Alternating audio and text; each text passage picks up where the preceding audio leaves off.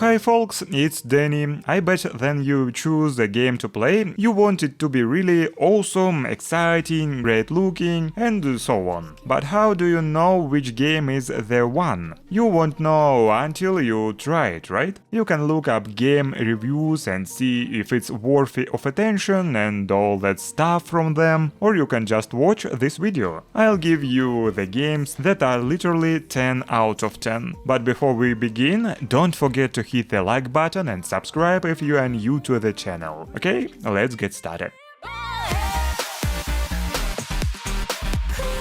And today we open our list with Frozen Flame. It is an RPG with survival elements in some magical world with dragons. If you like exciting adventures in the open world, this one is the great choice for you. Also, there are many different ways of improving your character, so everyone can find something good for themselves. Here you can build your own residence, craft powerful weapons, and go to explore mysterious world. Oh, and you can also invite your friends and travel together. Believe me, there is really much to see here. The world is really huge, and the developers are planning to add a lot more territories and interesting things in future updates, which are scheduled for release. By the way, a new location, Dragon Grove, and many other interesting things have just been released.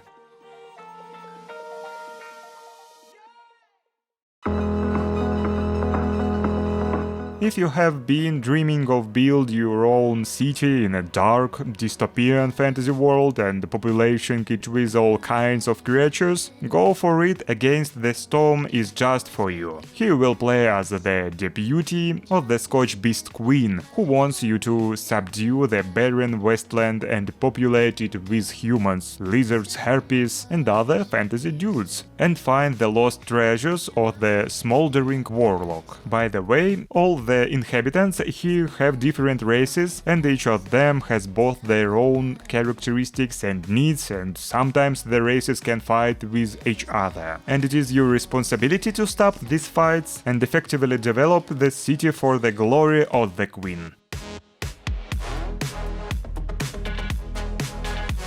This is a thing for those who have a lot of friends. This is a fun indie game that you can play in teams of up to 8 people and fight with different stuff. Here you can use a remote-controlled eggplant as your weapon. Yes, that's right. And there are funny mini-games that you can play with your friends and throw them into the abyss or bomb them. Well, there are a lot of fun and strange stuff here, so go ahead.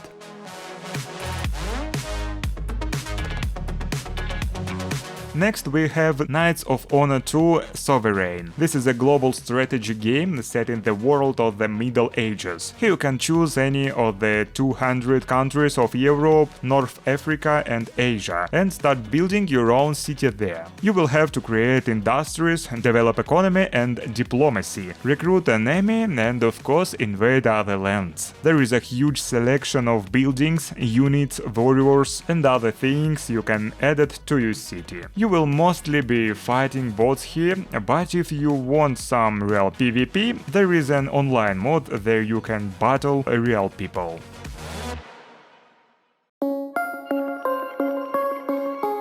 And now it's the turn of the more serious games. I want to show you Hell Let Loose. It's a realistic shooter that you will be fighting in World War II. The gameplay here is rather unusual. Unlike many other shooters, here you can play as an infantryman and your squad leader who can coordinate the actions of allied troops. This game is fully focused on the team play. Here you will have the full feeling that you are just a pawn in this horrible war game. Your score doesn't matter here, you do everything together with your team, so some of you will find this game quite engaging.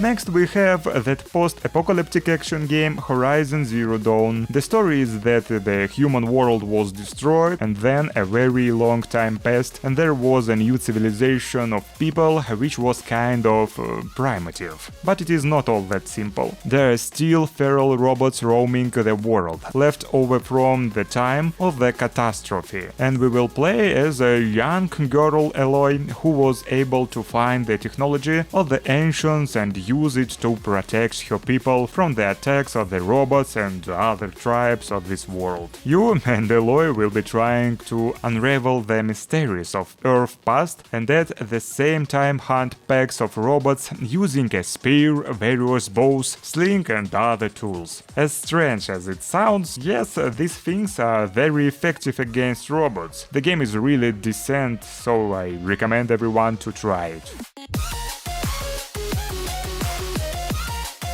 Spiritfarer Firewall is often referred to as a cute game about death. How can that be, you may ask? Well, let's find out. The plot tells us about a girl Stella, who works as a carrier of the souls of the deceased. To do this, she must build a sturdy boat and provide herself with everything she needs for her work. Oddly enough, she will have to do farming, resource extraction, crafting, and even fishing to do this. And if she has any free time left after all that, she'll get on a boat with another soul and take it to its new home, while listening to that soul's life story. And you will be listening and watch too? I hope my answer was good.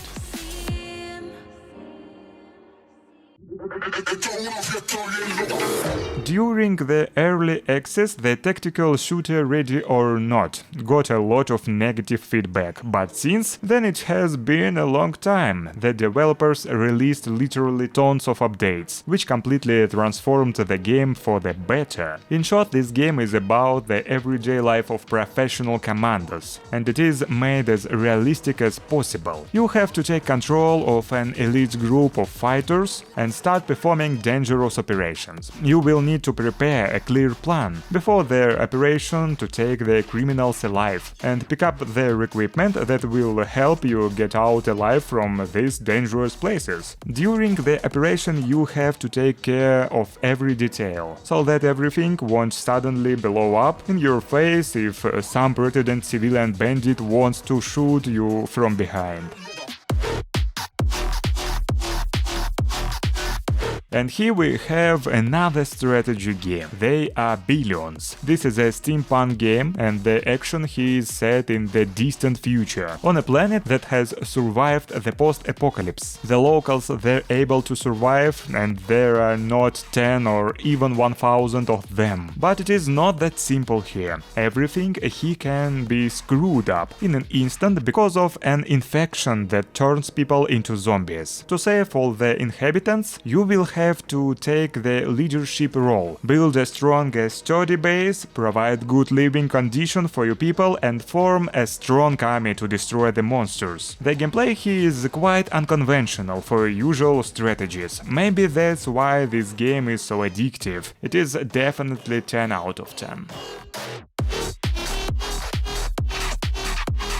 And then we have the sci-fi first-person RPG with shooter elements, The Outer Worlds. Here we have intrigue, intergalactic, conspiracy, exciting adventures, a crazy amount of interesting, colorful characters, and a huge open world. God, there is a lot to do here. First, you will have to create a character. By the way, he is an excellent character editor. You will be able to choose everything to the smallest detail. After you create your character, you will be brought to huge world. There everything depends on your actions. You will be able to do whatever your heart desires. You can just walk around the universes and explore every single corner of the space, or you can take a bunch of quests and try to help every character in this game. Anyway, every action, decision and the move you make will affect the characters in this universe and their fate. And that's a huge benefit, cause that's something you rarely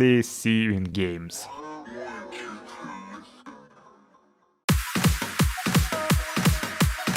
But many of you have heard of the novel Dune by Frank Herbert, and if you have, you should definitely take a look at Dune Space Wars. It's a global turn-based strategy game in which we learn the story on the House of Harkonnen, the Ordos and the Atreides, fighting for control of the most valuable planet Dune's resources. There are several factions to choose from, you will have to conquer the whole planet by controlling them. You can either conquer everyone and everything with different clever tactics. Combat action, tricks, political influence and economic pressure. Or you can just go for broke and spend all your resources to create an army of thousands. Well, that's up to you, and this game does allow you to make choices about how you play it. Our next game is Untitled Goose game, and it can be rated 10 out of 10 just because of how funny it is. It is a relaxing and very amusing game about a naughty goose who makes mischief to the villagers. There are many different locations in this world and each of them has enough opportunities for some new hilarious pranks. You and your goose can scare people, pinch them, steal things from them, drive them mad and much more. You will become the real nightmare of this village. You'd think that could be better. Well, there can be. You can have a second goose. Yes, there is a co-op mod with a friend that you can prank and piss off the villagers twice as much. Well, I think I'm going to stop today's list on that cheerful note. I hope you enjoyed it, and if so, leave a like and subscribe if you haven't already. It's been Deni, see you guys soon.